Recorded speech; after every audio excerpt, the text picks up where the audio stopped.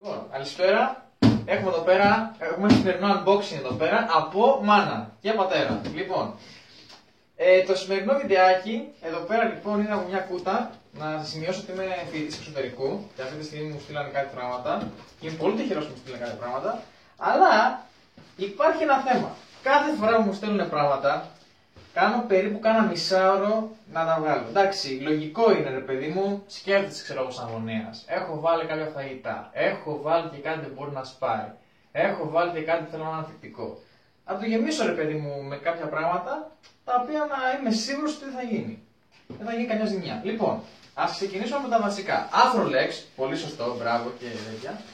Το οποίο τι είχε γίνει, εδώ πέρα στα Afrolex μου είχε βάλει η μάνα μου κάποια πράγματα τα οποία μπορεί να σπάνε. Εντάξει. Δεν ξέρω τώρα τι ακριβώς, και δεν θέλω να πω στην κάμερα, αλλά ναι. Είχε κάνει λοιπόν και αυτήν εδώ πέρα τη φοβερή σακούλα, η οποία είναι η σακούλα ρε παιδί μου, ας πούμε, για να κρατάει θερμά ή ζεστά το φαγητό. Είχε βάλει εδώ πέρα τα φαγητά, πάρα πολύ σωστά.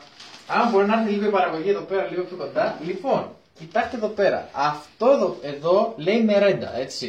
Λοιπόν, κοιτάξτε τι έχει γίνει. Είναι λευκή ταινία η οποία έχει τυλιχτεί λες και ήταν ο Βόας από το βιβλίο της ζούγκλας εδώ πέρα πάνω στο Afrolex, παιδιά, και όχι μόνο αυτό, ήταν εδώ πέρα και η μερέντα μέσα. Δηλαδή ουσιαστικά για να μην ανοίξει είχε βάλει και το σακουλάκι και κάνει και αυτό. Το οποίο για να το ανοίξουν πήρε κανένα δίλεπτο, πέρα την πλάκα. Λοιπόν, πέρα από αυτό ήταν εδώ πέρα, τι θυμάμαι, εδώ πέρα παίζει να ήταν και απλά μπουκάλια νερό, τα οποία ήταν παγωμένα. Ήταν σε αυτό το σημείο. Τι να κάνω, πρέπει απλώς να βάζω Afrolex και τέτοια.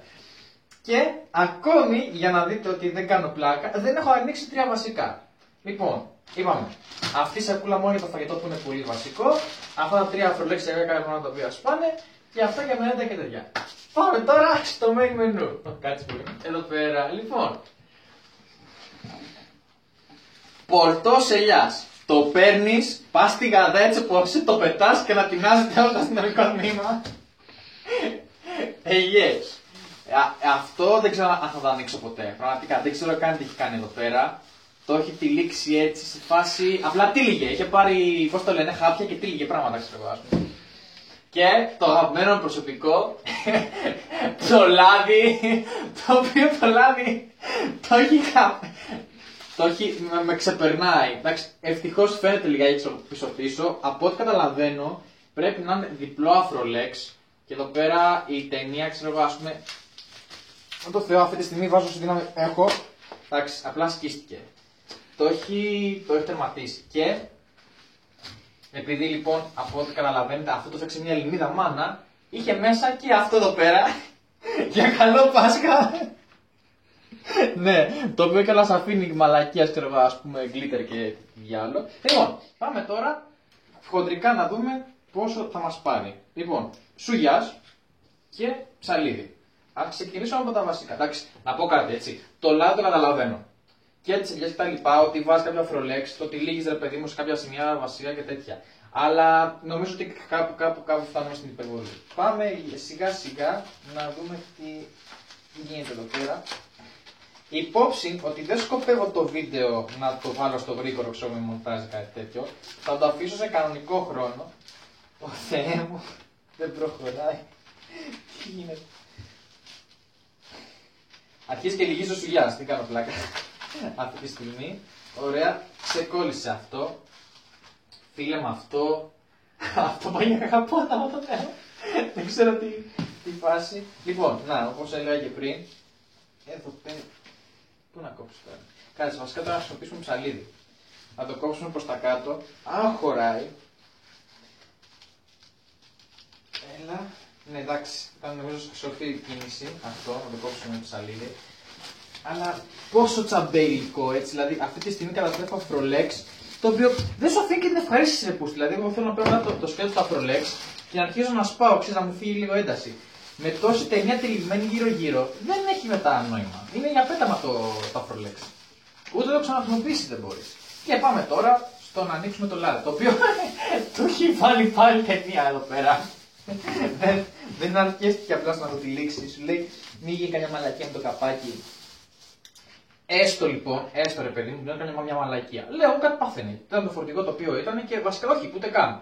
Λέω εγώ, είναι ο φορτηγατζής και λέει α, ποιον μαλάκα να επιλέξω αυτό με το όνομα Νίνος.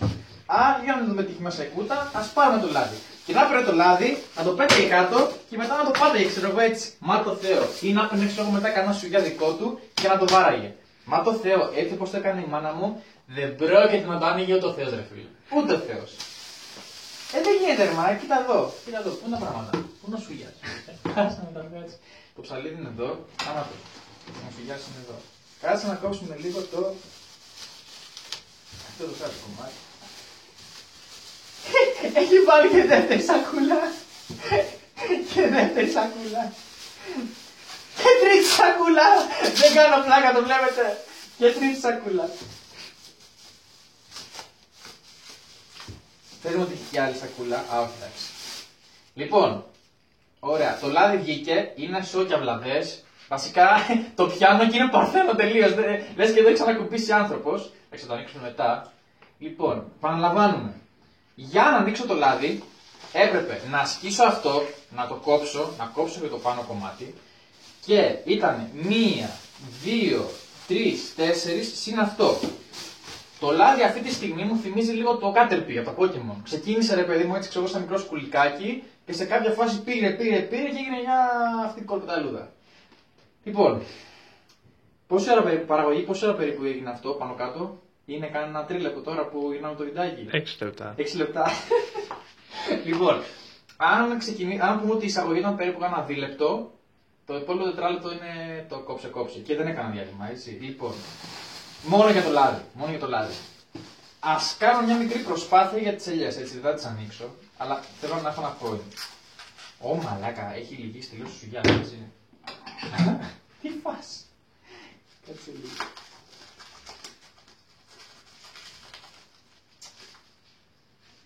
Αμάν. Κάτσε, εδώ πέρα παίζει το σύστημα χέρι και μυϊκή δύναμη, γιατί αλλιώς δεν θα γίνει ποτέ. Έτσι, πόρε φίλε, τι έχει κάνει εδώ πέρα. Λοιπόν, ένα κοκκούλι, μια προστασία, δεύτερη προστασία που είναι, εντάξει ήταν το σκληρό το πράγμα, και τρίτο που είναι εδώ πέρα το τέτοιο. Ότι δηλαδή ας πούμε εγώ, πες ρε παιδί μου ότι ξέρω εγώ ας πούμε σαν μάνα σκέφτεσαι, τι θα του στείλω το παιδιού μου να πάρει. Πες ρε παιδί μου ότι θες ξέρω εγώ ας πούμε να του στείλεις όλο κανένα μέλι κάτι τέτοιο. Μου στείλεις μαρμελάδα, α όχι βασικά αυτά είναι ελιές. Οι οποίες ελιές είναι σε μπολ μαρμελάδας άγρια μύρτιλα. Μην τυχόν και ανοίξει το πλαστικό με τις ελιές, μην τυχόν και μια μαλακία. Και εντάξει, έχει μερικές ελιές. Δηλαδή αυτή τη στιγμή για να μου στείλεις πες καμιά 20 ελιές, αλλά είναι ελληνικές ελιές, έτσι δεν είναι μαλακίες, δεν είναι ψευτοπράγματα που έχουν στην Αγγιλετέρα για αυτά. Τύλιξες 2 αφρολέξ με διπλή ταινία, 2 σακούλες και το έβαλες κιόλας και σε τέτοιο, πώς το λένε, σε βαζάκι για μαρμελάδα. Δηλαδή τώρα εγώ μια μέρα μου κουστάρω καμιά ελιά και το δω, δεν το πάρω χαμπάρι, θέλω μαρμελάδα είναι αυτό, ποιος μαλάκας είναι μαρμελάδα. Άντε γεια. Λοιπόν, για να πούμε το στραβού του δίκαιο. Όχι, το καταλαβαίνω, θες ξέρω εγώ τον κανακάρι σου, την κόρη σου ή οτιδήποτε ρε παιδί μου, να της δώσεις την αγάπη σου, να δείξεις την αγάπη σου. Και αυτός είναι ο τρόπος για να δείξεις την αγάπη σου. Εντάξει. Αυτό είναι λίγο γελίο, όντας 21-22 χρονών, είναι λίγο γελίο και δεν το κόβω από το βίντεο, υπάρχει λόγος που λέω αυτό. Αλλά ρε φίλε, και απευθυνόμενος σε όλους τους γονείς κάτι τέτοιο, καταλαβαίνουμε ότι είσαστε υπερπροστατευτικοί, θέλετε να είναι όσο πιο τέλεια γίνουν τα πράγματα, γιατί όντως έχετε επενδύσει κάποια χρήματα ξέρω, ας πούμε, για να φύγουν αυτά και να πάνε στο βλαβή. Αλλά το στοιχείο της υπερβολής δεν μπορεί να το αρνηθείς. Δηλαδή, υπάρχουν πράγματα τα οποία ταξιδεύουν έτσι για ώρες χωρίς να παθαίνουν τίποτα. Καταλαβαίνω ότι μπορεί ξέρω, μέσα να υπάρχουν πολλά πράγματα διαφορετικά. Δηλαδή, να είχα ένα βιβλίο και να είχα και μια μπλούζα. Και να τύχει να σπάει το λάδι ή ας πούμε οι ελιές ή ξέρω εγώ οτιδήποτε άλλο υπάρχει εδώ μέσα και να υπήρξαν ένας λεκές. Αλλά δεν νομίζω ότι χρειαζόταν όλο αυτό. Το θεωρώ μεγάλη υπερβολή και νομίζω ότι κάνοντας κάτι τέτοιο κακομαθαίνετε και τα ίδια στα παιδιά. Δηλαδή ότι όχι μόνο ύστερα από λίγο απαιτούν να υπάρχει κάτι τέτοιο σαν προσαρμογή, αλλά υιοθετούν και αυτό το στυλ. Δηλαδή δεν ξέρω τώρα, εγώ ας πούμε, αν θέλω να στείλω κάτι σε κάποιον, θα πω, κοίτα ρε μαλάκα, τι έκανε η μάνα μου, ο πατέρας μου, ξέρω πώς το τύλιξε έτσι. Και το δικό μου θα είναι μια απλή σακούλα. και θα προσπαθήσω πάλι ας πούμε, να το κάνω έτσι πάνω κάτω με τον ίδιο τρόπο. Και το θεωρώ ότι κάποια πράγματα τα παρατραβάμε. Δηλαδή αυτό είναι το όλο point. Κάποια πράγματα τα παρατραβάμε. Ας πούμε ο πορτός ελιάς. Ο πορτός ελιάς, βέβαια, είναι το κλασικό ρε παιδί μου, πρέπει να το πιέσει πρώτα έτσι, μόλις τη δυναμική και μετά να το γυρίσεις. Ο οποίος συμπεριλαμβανομένο, να πω κάτι άλλο, αυτά ήταν μαζί με μπουκάλια και παγωκίστες που δηλαδή είχαν φτάσει παγωμένα. Που σημαίνει ότι υπήρξε μια θερμοκρασία που επεμβαίνει και να τα ανοίξεις. Έπρεπε να τα αφήσω τώρα λιγάκι έτσι για να τα ανοίξω. Και πριν ήταν τελείως παγωμένα.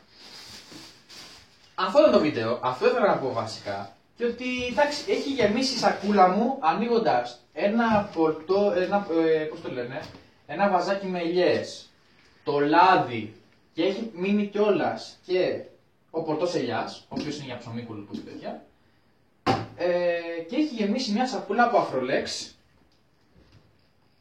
Η κούτα έχει γεμίσει με ό,τι να είναι. Έχει γίνει εδώ πέρα ένας πόλεμος. Η παραγωγή, αν μπορεί να πάρει ένα πλάνο από τον πόλεμο, έχει γίνει εδώ πέρα.